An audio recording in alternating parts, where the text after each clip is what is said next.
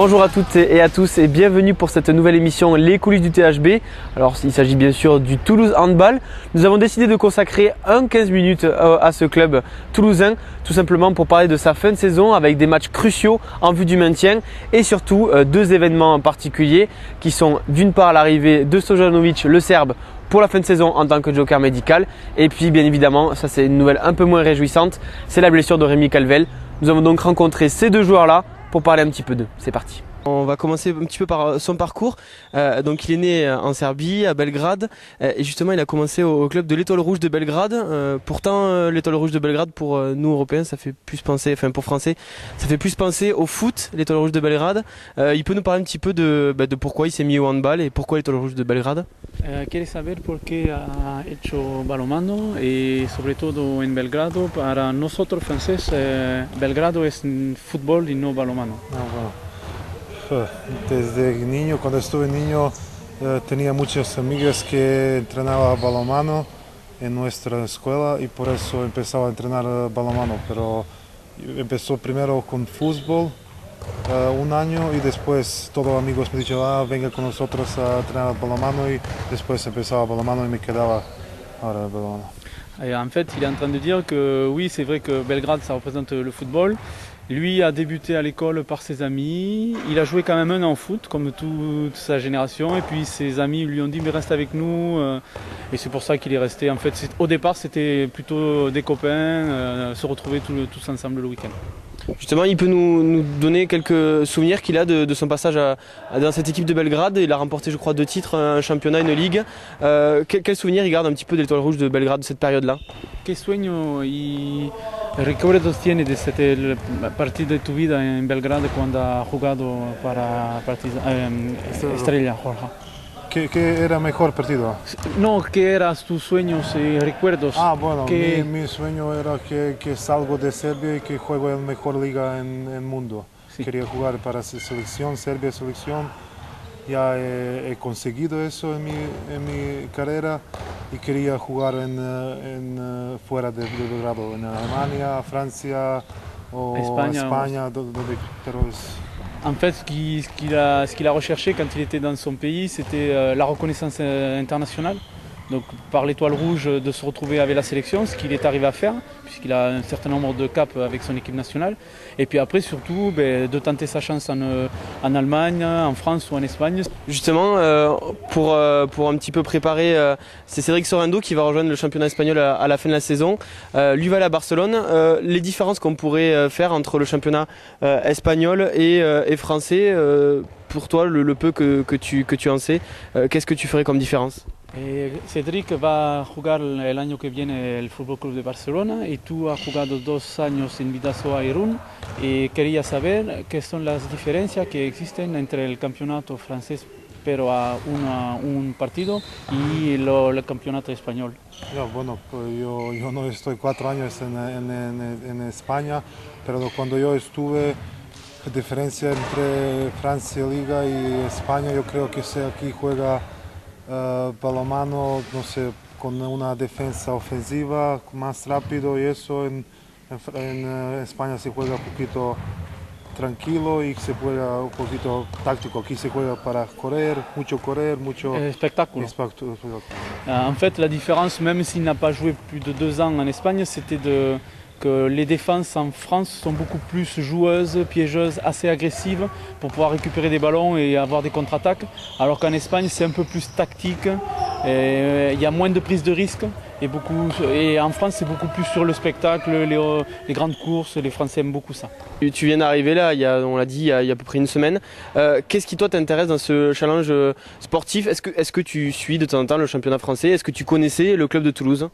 Quería saber lo que ha dicho para venir a Francia, jugar ahí hace una semana con el club de Toulouse y qué es el challenge para ti y qué conoces del campeonato francés.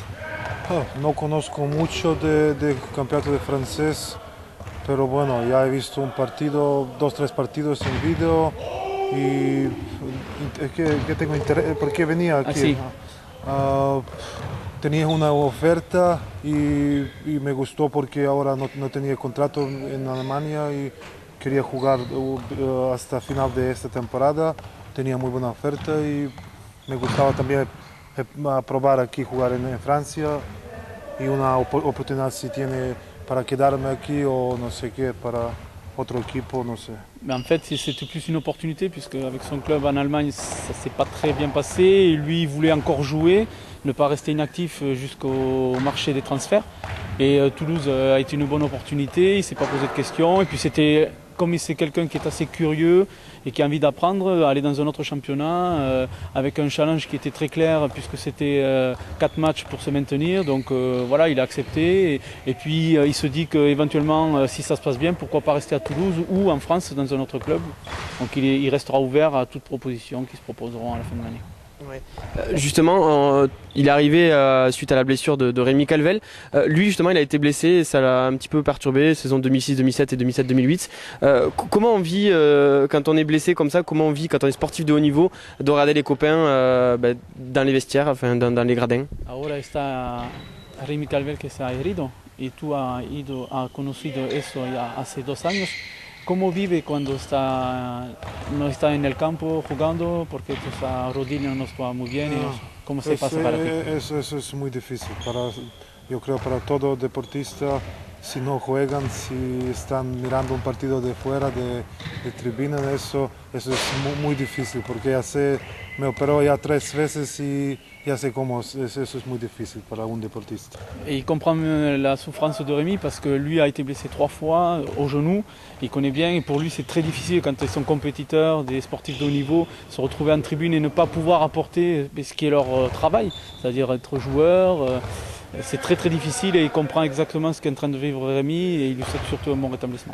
Bonjour Rémi, on se retrouve aujourd'hui pour parler malheureusement d'une mauvaise nouvelle. On avait Vladika tout à l'heure, lui c'était plus quelque chose de positif. Toi c'est ta blessure il y a 1 semaine, 2 semaines contre Nantes en fin de match. Donc c'est rupture des ligaments du genou gauche.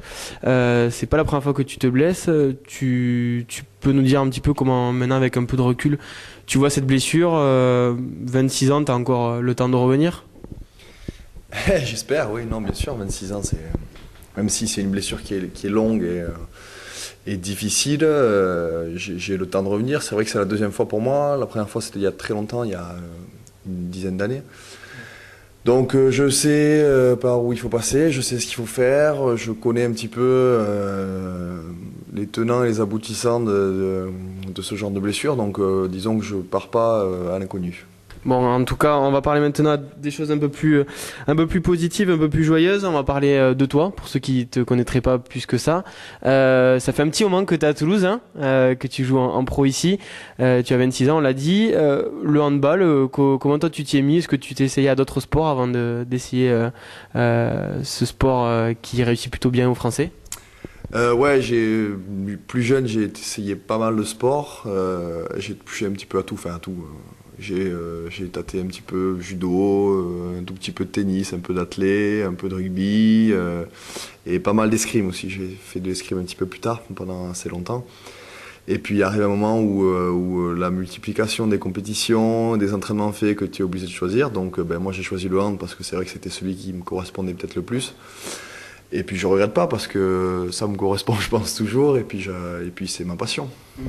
Bon, oui, on peut dire que ça te correspond. Puis je crois qu'il y a quelques petites sélections en équipe de France. Il y a peu de temps.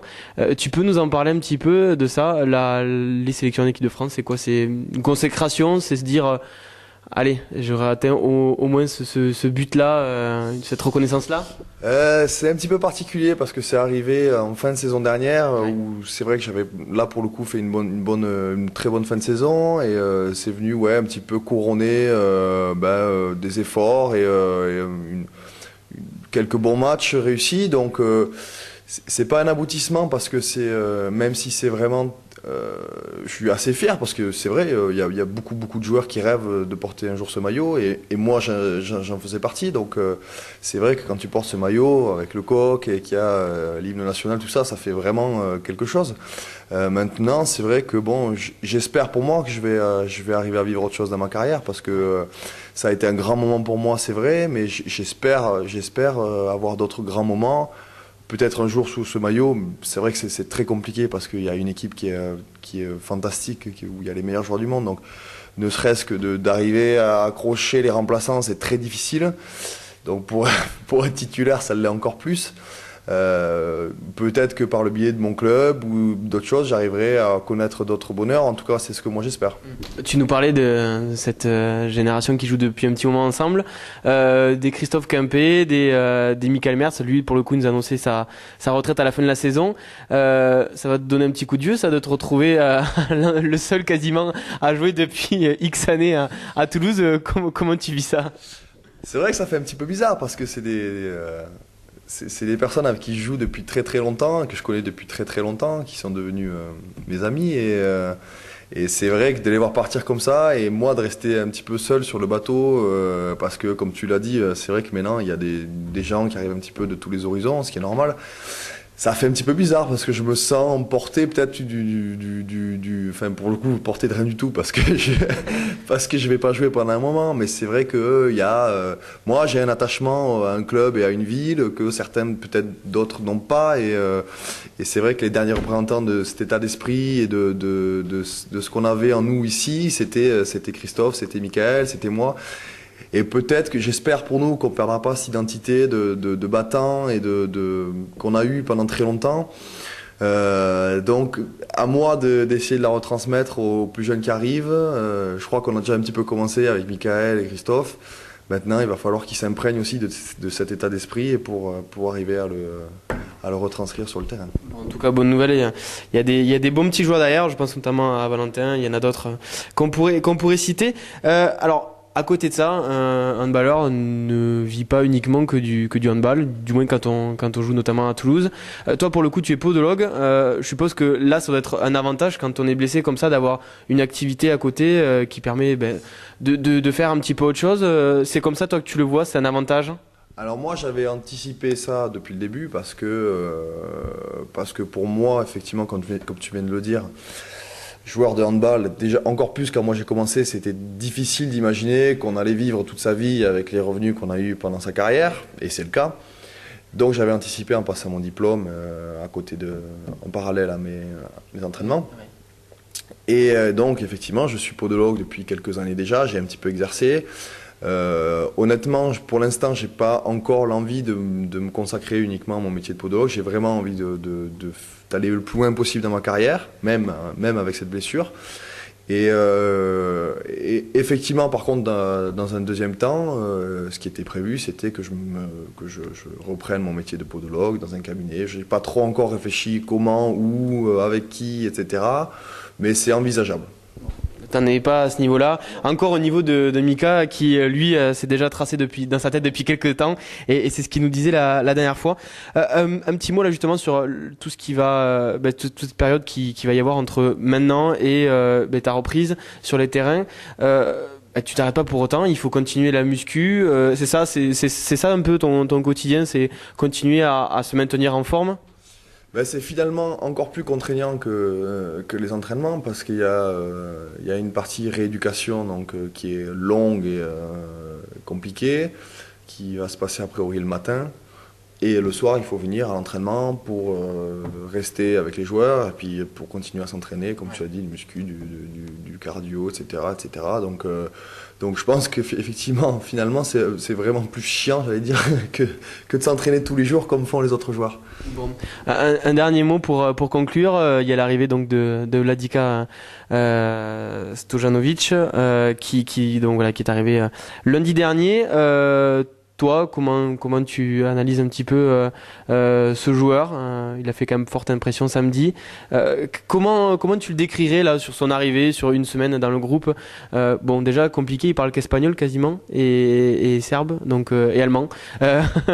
Comment tu vis un petit peu son arrivée? Écoute, je me suis pas entraîné avec lui, j'ai pas eu trop l'occasion de le côtoyer, donc je le connais pas très bien. Je l'avais déjà vu jouer il y a quelques années, etc. J'avais même joué contre lui, donc je savais que c'était un très bon joueur. Tu arrives à communiquer en espagnol avec lui?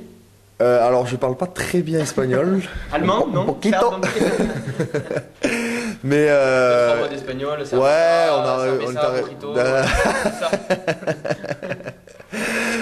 on y arrive. De ce côté-là, on y arrive, il n'y a pas de souci. Mais non, pour être plus sérieux, c'est vrai que c'est un super joueur.